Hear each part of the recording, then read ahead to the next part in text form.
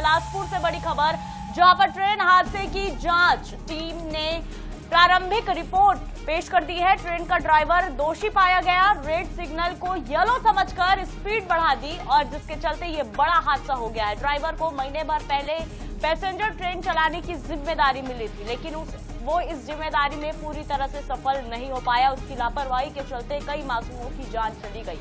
इसके पहले मालगाड़ी चलाते थे ड्राइवर विद्यासागर। बिलासपुर ट्रेन हादसे में अब तक 12 लोगों की मौत हुई है, वहीं 20 से ज्यादा लोगों के घायल होने की भी आशंका है।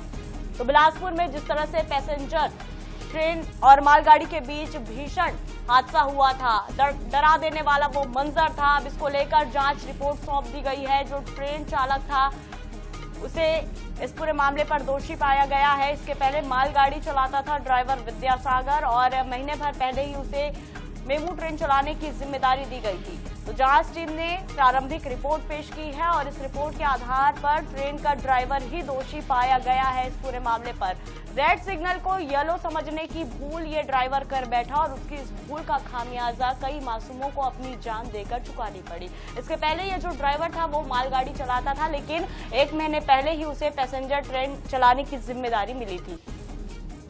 तो हृदय विदारक ये घटना थी, रूह कपा देने वाली ये घटना थी और जिस तरह से ये बड़ा हादसा हुआ ये वाकई बेहद डरावना मंजर था। किस तरह से चीख पुकारें मची थी। बता दें मृतकों में बच्चे भी शामिल हैं और तमाम तरह के आरोप भी जो घायल है उनकी ओर से भी लगाए जा रहे हैं। उनका कहना है कि बचाव के लिए लोग नहीं आ रहे थे, सामान छीनकर भागते गए। ऐसे तमाम तरह के बयान भी निकलकर सामने आ रहे हैं, लेकिन इन बयानों में कितनी सच्चाई है ये भी जान लेना जरूरी है। तमाम मामले पर सहयोगी पंकज गुप्ते हमारे साथ जुड़े हुए हैं, उनसे जानकारी लेंगे।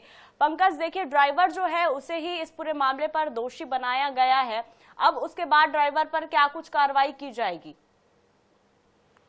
जी देखिए, आपको बताना चाहता हूं, जो ट्रेन हादसा हुआ जिसमें 12 लोगों की मौत हुई और 20 लोग घायल है, इसको लेकर के तत्कालिक रूप में रेलवे प्रशासन के द्वारा जांच टीम का गठन किया गया था, जिससे 5 सदस्यीय टीम जिससे अगुवाई कर रहे थे बीके मिश्रा, वो और उनकी टीम ने घटना स्थल का मुआयना किया। वहां पर जा करके जो ट्रॉली वैन होता है उसमें बैठ करके जो ट्रैक है ट्रैक पर जा करके उन्होंने पूरी तरीके से नापजोक की, टेप से नापजोक की है।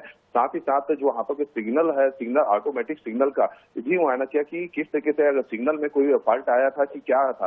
तो जो प्रारंभिक जो रिपोर्ट आया है उसमें प्रारंभिक रिपोर्ट में पता चला है कि जो ड्राइवर है वो विद्यासागर, उनका पहले वो मालगाड़ी चलाते थे, 1 महीने पहले ही उनका प्रमोशन हुआ था और उनको पैसेंजर ट्रेन की कमान सौंप दी गई थी। स्पीड काफी ज्यादा होने के कारण जो मोड़ था, मोड़ में जो सिग्नल थे उसमें सिग्नल को रेड सिग्नल को न देख कर वो येलो सिग्नल की तरफ स्पीड को बढ़ा दिया, जिसके कारण जो मालगाड़ी जो खड़ी थी उससे सीधे जाकर के पैसेंजर ट्रेन टकरा गई, जिसमें लोको पायलट जिसको दोषी पाया गया है प्रारंभिक रिपोर्ट में, उनकी भी इस घटना में मौत हो चुकी है। हालांकि पुलिस ने भी कल ही रात को इसमें अज्ञात लोगों के खिलाफ एफआईआर दर्ज कर लिया है। अभी रिपोर्ट बाकी का जो है उसको अभी लगातार इसमें जांच चल रही है। 1 या 2 दिन में बाकी का रिपोर्ट आ सकता है, ऐसी संभावना चलाई जा रही है। पंकज, तो जब अगर ट्रेन चलाया जा रहा है तो उसमें सिग्नल ही तो बहुत महत्वपूर्ण होता है। क्या नशे में था डॉक्टर जिसे रेड सिग्नल येलो नजर आ गया था, और क्या ड्राइवर की हालत क्या है? जैसे कि मैंने आपको बताया कि जो घटना घटी थी इसमें लोको पायलट ही सबसे पहले उनकी मृत्यु हुई थी। उनको करीबन 3 घंटे में गैस कटर से काट करके उनको निकाला गया।